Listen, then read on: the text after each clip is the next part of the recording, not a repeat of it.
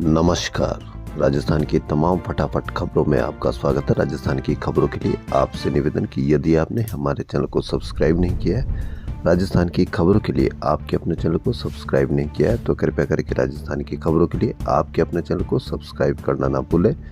आप सब्सक्राइब करते हैं तो हमें हिम्मत होती है सही और सच्ची खबरें और समीक्षा की खबरें आप तक पहुंचाने की।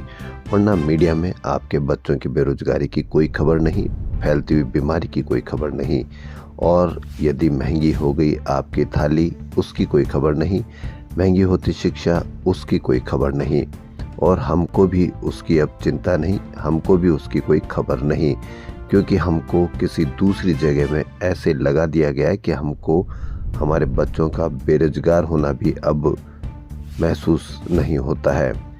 तो क्या है आज की बड़ी खबर? राजस्थान समेत 3 राज्यों में HMPV वायरस जो चाइना से आना हुआ है, वायरस के 5 केस की पुष्टि हुई है। सभी नवजात स्वस्थ, विदेश यात्रा की हिस्ट्री नहीं, ये संक्रमण सामान्य है। हमारे देश में एक सबसे अच्छी बात यह है कि जैसे ही कोई वायरस फैलने का कोई अंदेशा होता है तो सबसे पहले हमारे यहाँ के विशेषज्ञ यह कह देते हैं कि वायरस जानलेवा या गंभीर नहीं, यह दशकों से सर्दी में होने वाली बीमारी है। हो सकता हो कि यह सही हो, यानी इससे अगर हम चिंतित या अगर हम सजग हो तो सजग नहीं हो। और कोरोना जब आया था तब भी ऐसी ही बात कही गई थी कि कोई गंभीर नहीं, कोई गंभीर नहीं।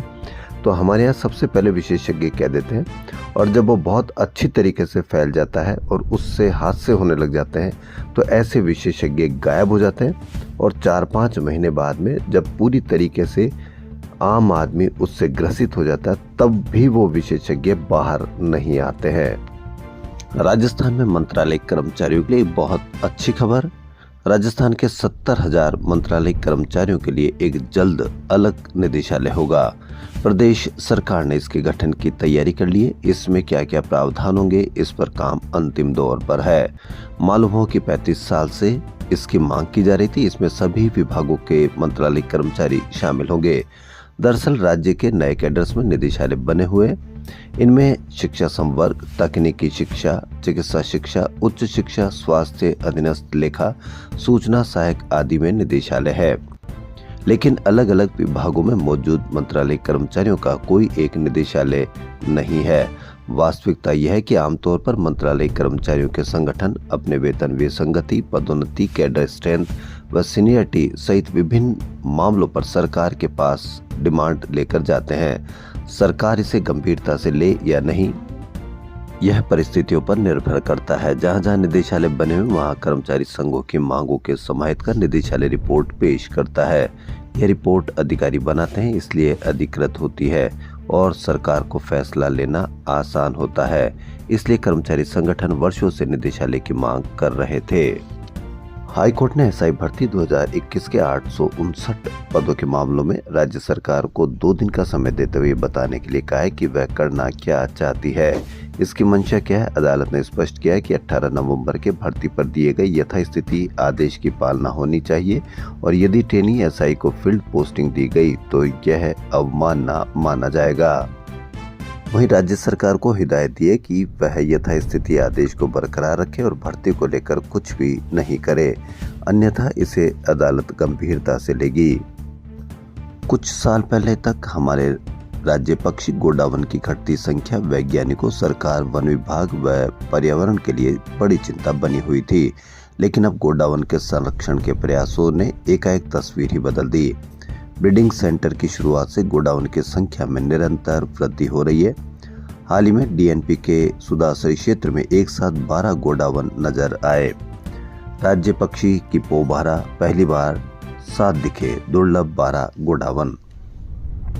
राजस्थान के करीब 20 जिलों में सर्दी बढ़ने से कक्षा 1 से 8 तक के विद्यार्थियों के अवकाश में बढ़ोतरी की गई है। जयपुर के स्कूलों में आज कल अवकाश रहेगा। माध्यमिक शिक्षा निदेशक आशीष मोदी ने आदेश जारी कर जिला कलेक्टरों को 11 जनवरी तक छुट्टी करने के लिए अधिकृत किया है। सरकार द्वारा जिले और संभाग खत्म करने के विरोध में कांग्रेस की ओर से दूसरी बड़ी सभा सोमवार को बांसवाड़ा में हुई। बांसवाड़ा का संभाग का दर्जा खत्म करने के विरोध में जिला कांग्रेस कमेटी कार्यालय के बाहर आक्रोश सभा की गई। इसमें पीसीसी चीफ गोविंद सिंह डोटासरा और नेता प्रतिपक्ष टीकाराम जूली भी शामिल हुए। डोटासरा ने कहा कि हमारी कांग्रेस सरकार ने बांसवाड़ा को संभाग की सौगात दी। इस भजनलाल सरकार ने इसे निरस्त करके सौगात को छीन लिया। उन्होंने सीएम भजनलाल शर्मा पर हमला बोला और कहा कि तुम तो दिल्ली की पर्ची से सीएम बने हो, अब वहां की पर्ची से संभाग और जिले निरस्त कर दिए हैं। अरे तुम्हारे काका का राज है क्या? आप तो ट्रस्टी हो, अब तो ईंट से ईंट बजेगी। गहलोत सरकार ने अंग्रेजी स्कूलों की सौगात दी थी, अब उसे भी खत्म कर रहे हो। नेता प्रतिपक्ष टीकाराम जूली ने कहा कि राजस्थान में भजनलाल की ऐसी सरकार आई है जो पिछली सरकार के लिए या दिए तोहफों को जनता से छीन रही है। गहलोत सरकार ने बांसवाड़ा को संभाग बनाकर 36 कौमों को सौगात दी थी। इससे बांसवाड़ा के लोगों को 180 किलोमीटर दूर उदयपुर जाकर अपने काम कराने से राहत मिली थी। अब इनको सबक सिखाना है। आज तय कीजिए कि जब तक बांसवाड़ा को दोबारा संभाग नहीं बनाया जाएगा तब तक भाजपा के लोगों को गांव के अंदर घुसने नहीं देंगे। पंचायती राज और नगरीय निकाय चुनाव में भाजपा का सूपड़ा साफ करके सबक सिखाओ।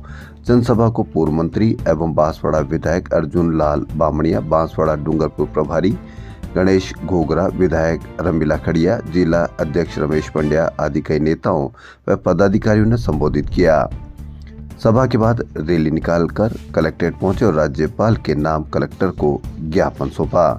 वहीं कांग्रेस पार्टी में पिछले माह हुए मंथन का अब असर दिख सकता है। सूत्रों का कहना है कि जल्द बड़े बदलाव संभव है।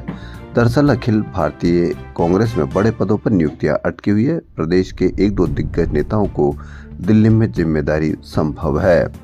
इसके अलावा कई राज्यों में नए पीसीसी चीफ की नियुक्ति के भी कयास हैं।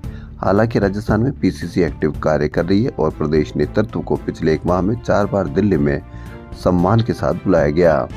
इसके लिए भी प्रदेश के बड़े चेहरों की तलाश है, लेकिन पार्टी के अग्रिम संगठनों, विभागों और प्रकोष्ठों में बदलाव की कवायद तेज है। फिर प्रदेश संगठन में नियुक्तियां और फेरबदल होंगे। निष्क्रिय चल रहे ज्यादातर पदाधिकारियों को पार्टी से विदाई देना तय है। गौरतलब है कि राजस्थान में 7 विधानसभा सीटों पर हुए उपचुनाव में से 6 सीटों पर शिकस्त झेलने के बाद कांग्रेस में बदलाव की चर्चा जोरों पर है। वहीं भाजपा के संगठन पर्व के तहत जयपुर शहर के विधानसभा क्षेत्रों के 13 मंडलों में अध्यक्ष और मंडल प्रतिनिधियों का नाम घोषित करते ही विवाद शुरू हो गया।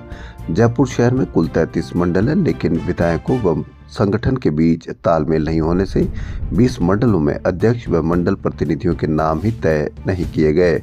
भाजपा जयपुर शहर मुख्य निर्वाचन अधिकारी नारायण देवल की ओर से सोमवार को 13 मंडलों के अध्यक्ष के नाम घोषित कर दिए, लेकिन बाद में उन मंडलों में अध्यक्ष बदलने की मांग उठने लगी। बताया जा रहा है कि पार्टी नेतृत्व तक इसकी शिकायत पहुंची है। ऐसे में मंगलवार को मंडल अध्यक्ष व मंडल प्रतिनिधियों के नाम में संशोधन किया जाएगा। नेशनल सीड्स कॉरपोरेशन की रविवार को हुई भर्ती परीक्षा में नकल का खुलासा हुआ। इस ऑनलाइन परीक्षा में मेडी सॉफ्टवेयर से दूसरे कंप्यूटर पर पेपर सॉल्व किया जा रहा था। मामले में पुलिस कमिश्नरेट व एसओजी ने 14 आरोपियों को गिरफ्तार किया है। इनमें जयपुर पुलिस ने 8 और एटीएस ने 6 को गिरफ्तार किया है। हालांकि नकल गिरोह के 2 सरगना फरार हो गए। दोनों की तलाश जारी है। समरावता थप्पड़ कांड के बाद हुई हिंसा और उपद्रव के मामले में पिछले 55 दिनों से जिला कारागृह में बंद निर्दलीय प्रत्याशी नरेश मीणा की जमानत याचिका सोमवार को जिला न्यायालय टोंक में खारिज हो गई। बढ़ते हुए साइलेंट अटैक से हर व्यक्ति चिंतित है। इसी क्रम में जयपुर राजधानी के मानसरोवर क्षेत्र में हार्ट अटैक से मौत के 2 चौंकाने वाले मामले सामने आए। रविवार सुबह पार्क में मॉर्निंग वॉक कर रहे प्रदीप गुर्जर और शनिवार को पढ़ाई कर सोए यतेंद्र जाटोलिया को साइलेंट अटैक आ गया। दोनों की उम्र 35 और एक की 23 साल है। दोनों को लोगों ने अस्पताल पहुंचाया, जहां डॉक्टरों ने मृत घोषित कर दिया। अब यदि आपको जेडीए में काम करवाने जाना है तो अब आपको पहले पास बनवाना होगा। आमजन से जुड़े विभाग में ये पास सिस्टम व्यवस्था 1 जनवरी से लागू कर दी है। जनता की सीधी एंट्री पर प्रतिबंध लगा दिया गया है। राजधानी के 3000 वर्ग किलोमीटर एरिया में फैले जेडीए रीजन में रोज हजारों लोग अधिकारियों के पास अपने काम और शिकायतें लेकर पहुंचते हैं, लेकिन अब सीधे एंट्री नहीं कर पाएंगे। इस तुगलकी फरमान में सबसे अचरज वाली बात यह है कि हर बिल्डिंग में जाने के लिए अलग अलग रंग का पास बनवाना होगा और पास के कलर कोड देकर संबंधित बिल्डिंग में एंट्री दी जाएगी। सुविधा कितनी आसान हो इसके बजाय हम सुविधा कितनी मुश्किल हो इस पर काम अधिक करते हैं। अलग अलग कैडर के पास बनवाने की कहाँ जरूरत है और समय पाबंद करना ये कहाँ की जरूरत है। शैक्षिक सम्मेलनों के नाम पर शिक्षक अब 2 दिन की छुट्टी नहीं मना सकेंगे। शिक्षा विभाग ने सम्मेलनों में शिक्षकों की उपस्थिति बढ़ाने की पहल की है। विभाग ने निर्देश दिया है कि शैक्षिक सम्मेलनों की इस बार वीडियोग्राफी होगी। साथ ही आने वाले शिक्षकों की उपस्थिति का पूरा रजिस्टर तैयार होगा। इन दोनों को 3 दिन में शिक्षा विभाग को जमा कराना होगा। शिक्षा विभाग इस संबंध में जल्द ही विस्तृत दिशा निर्देश जारी करेगा। हम आए दिन सड़क हादसे देखते हैं, फिर भी हमें कोई परवाह नहीं है क्योंकि हम मानते ही नहीं हैं। रामबाग सर्किल जयपुर पर नशे में धुत ड्राइवर गाड़ी के बोनट पर एक युवक को लटकाकर कार दौड़ाता रहा। जब उसके साथियों ने बचाने का प्रयास किया तो इनकम टैक्स गेस्ट हाउस के बाहर उसे पटक कर चला गया। पीड़ित प्रीतम सिंह ने बताया कि वह सिरसी रोड पर रहता है। रामबाग रोड पार कर रहा था, तभी सायरन बजाती हुई कार ने उसे टक्कर मार दी। उसके बाद वह उछलकर बोनट पर बैठ गया। बोनट पर बैठे या वो उसके टायर के नीचे आ जाए फिर कोई फर्क नहीं पड़ता, क्योंकि उसको पता है कि किस तरह से वह बचकर निकल सकता है और नहीं उसका कुछ होगा, क्योंकि हमारे यहाँ हादसे को एक हादसा मानकर किया जाता है, जबकि ये हत्या का प्रयास है। दैनिक भास्कर की बड़ी खबर, आरएएस भर्ती 2023 में मुख्य परीक्षा के परिणामों को लेकर अभ्यर्थियों ने सवाल खड़े किए। अभ्यर्थियों ने मुख्य परीक्षा व उसके परिणाम के आंकड़ों का विश्लेषण किया तो चौंकाने वाली जानकारी सामने आई। मुख्य परीक्षा के लिए चयनित हुए 19,355 अभ्यर्थियों में से 2,588 यानी महज 13.37% ही अजमेर संभाग के थे, लेकिन साक्षात्कार के लिए अकेले अजमेर संभाग से ये आंकड़ा प्रतिशत के हिसाब से करीब 1.5 गुना हो गया। अभ्यर्थी ने आरएएस मुख्य परीक्षा के परिणाम पर खड़े किए सवाल। शुरुआत के रोल नंबर वालों को अधिक अंक, बाद वालों को कम मिले। इसको आप किस नज़र से देखते हैं, अवश्य आप कमेंट करके बताएं।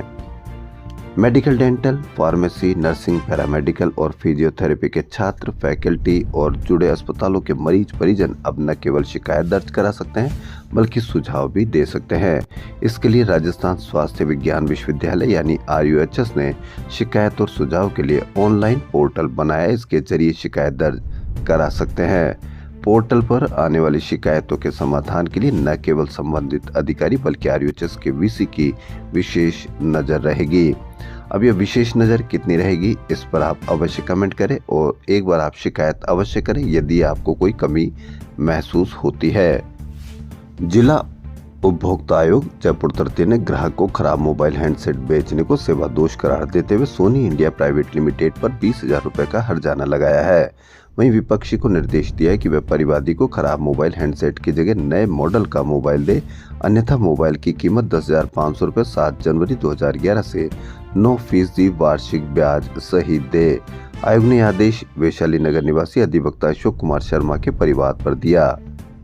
राज्य सरकार की ओर से गंगापुर सिटी जिले को 29 दिसंबर 2024 की नोटिफिकेशन के जरिए रद्द करने को स्थानीय विधायक रामकेश मीणा ने हाईकोर्ट में PIL दायर कर चुनौती दी है। PIL में मुख्य सचिव व प्रमुख राजस्व सचिव को पक्षकार बनाया। PIL पर 10 जनवरी को हाईकोर्ट में सुनवाई होगी। हालांकि इस मामले को लेकर राज्य सरकार ने भी हाईकोर्ट में कैविएट दायर कर रखी है। राजस्थान के चिकित्सा एवं स्वास्थ्य विभाग ने पहली बार गणतंत्र दिवस को मिलने वाले पुरस्कारों के लिए मापदंड तय किए हैं। हर तरह से खरा उतरने वाले डॉक्टर, पैरामेडिकल और स्टाफ को ही पुरस्कार मिल सकेगा। किसी भी अधिकारी स्टाफ के खिलाफ जांच, शिकायत, मामला दर्ज और न्यायिक मामला चल रहा है तो उन्हें पुरस्कार नहीं मिलेगा। जयपुर के झालाना के जंगल में लेपर्ड राणा और बहादुर पर्यटकों का दिल जीत रहे। ये दोनों लेपर्ड पर्यटकों को अपने अपने इलाके साइट सीइंग करवा रहे हैं। कभी ये पानी पीते हुए उनका ध्यान खींच रहे तो कभी पहाड़ी पर बैठकर और कभी जंगल में घूमकर आकर्षित कर रहे हैं। यानी इसका अर्थ ये हुआ कि झालाना आमागढ़ लेपर्ड सफारी की बुकिंग फुल हो चुकी है। स्कूली छात्र अरमान अग्रवाल ने चाइना के शेनजेन में आयोजित वर्ल्ड इंटरनेशनल मैथमेटिकल ओलंपियाड में रजत पदक जीतकर न केवल अपने शहर का बल्कि पूरे देश का नाम रोशन किया है। जयपुर इंटरनेशनल फिल्म फेस्टिवल में यशराज चोपड़ा को outstanding life time achievement award से सम्मानित किया जाएगा। फेस्टिवल के गुरु श्याम बेनेगल को श्रद्धांजलि दी जाएगी, जिन्होंने भारतीय सिनेमा की कहानी कहने की परंपराओं को नए आयाम दिए। 2011 में तीसरे जयपुर इंटरनेशनल फिल्म फेस्टिवल में स्थापित ये पुरस्कार सिनेमा में असाधारण योगदान के लिए दिया जाता है। अब तक सुश्री आशा पारिक, जया बच्चन, शर्मिला टैगोर, राशि प्रोडक्शन, दिलीप कुमार, अंतर्राष्ट्रीय स्तर पर माजिद मजीदी, प्रकाश झा, रमेश प्रसाद, सुरेंद्र बोहरा, रॉबिन भट्ट, प्रेम चोपड़ा और शाजी एन अरुण, जावेद सिद्दीकी, अपर्णा सेन, कामिनी कौशल को सम्मानित किया जा चुका है। जिफ के प्रवक्ता राजेंद्र बोडा ने बताया कि श्याम बेनेगल केवल फिल्मकार ही नहीं थे बल्कि फिल्म फेस्टिवल्स के गुरु के रूप में भी जाने जाते थे। भारत में फिल्म फेस्टिवल्स की स्वस्थ परंपरा कैसे कायम हो, सरकारों का दखल कम से कम हो, इस पर बेनेगल बहुत जोर देते थे। राज रंगम महोत्सव के तहत सोमवार को चित्रलेखा नाटक का मंचन किया गया। संस्कृति मंत्रालय एक्टर थिएटर एट राजस्थान के संयुक्त तत्वाधान में हुए उत्सव में पद्म भूषण से अलंकृत साहित्यकार भगवती चरण वर्मा की कृति चित्रलेखा पर आधारित नाट्य प्रस्तुति में अभिनय, संगीत और नृत्य का समागम देखने को मिला, जिसे दर्शकों की खूब सराहना मिली। इसका निर्देशन व नाट्य रूपांतरण धीरज भटनागर ने किया। इस नाटक में मध्यकालीन भारत की छवि दिखती है। शहर के गुरुद्वारों में सोमवार को सिख धर्म के 10वें गुरु गोविंद सिंह का प्रकाश पर्व मनाया गया। मुख्य कीर्तन दीवान गुरुद्वारा साहिब, राजा पार्क, जयपुर में सजाए गए। सुबह अमृत वेले से ही गुरुद्वारे में मत्था टेकने वाले श्रद्धालुओं का तांता लगा रहा। बोले सो निहाल के जयकारों से गुरुद्वारा परिसर गूंज उठा। संगत ने नित्य नेम के पाठ किए। दरबार साहिब अमृतसर से आए रागी भाई अमनदीप सिंह आसादीप वार के कर संगत को निहाल किया। महाकुंभ के लिए राजस्थान के 3 प्रमुख मंदिर मोती डूंगरी गणेश मंदिर, खाटू श्याम मंदिर और सालासर बालाजी मंदिर की ओर से श्रद्धालुओं की सेवा के लिए सोमवार को 3 ट्रक भोजन सामग्री रवाना की गई। देवस्थान मंत्री जोराराम कुमावत ने मोती डूंगरी गणेश मंदिर से इन ट्रकों को हरी झंडी दिखाकर रवाना किया।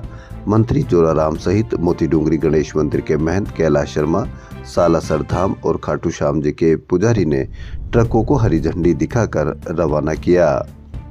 41वीं एनटीपीसी सब जूनियर राष्ट्रीय तीरंदाजी प्रतियोगिता के तीसरे दिन कंपाउंड इवेंट के मुकाबले हुए। पूर्णिमा यूनिवर्सिटी जयपुर में चल रही राष्ट्रीय तीरंदाजी की प्रतियोगिता के कंपाउंड इवेंट में लगभग 300 तीरंदाजों ने हिस्सा लिया। राजस्थान के तीरंदाजों का अच्छा प्रदर्शन रहा, कांसे पर कब्जा जमाया। वहीं भोपाल में आयोजित 67वीं राष्ट्रीय शूटिंग चैंपियनशिप में सीकर की ख्वाहिश शर्मा ने स्वर्ण और रजत पदक जीते। ख्वाहिश ने यहां पर मणिपाल विश्वविद्यालय की छात्रा है, जो अब चंडीगढ़ में आयोजित होने वाले विश्वविद्यालय खेलों में भाग लेगी।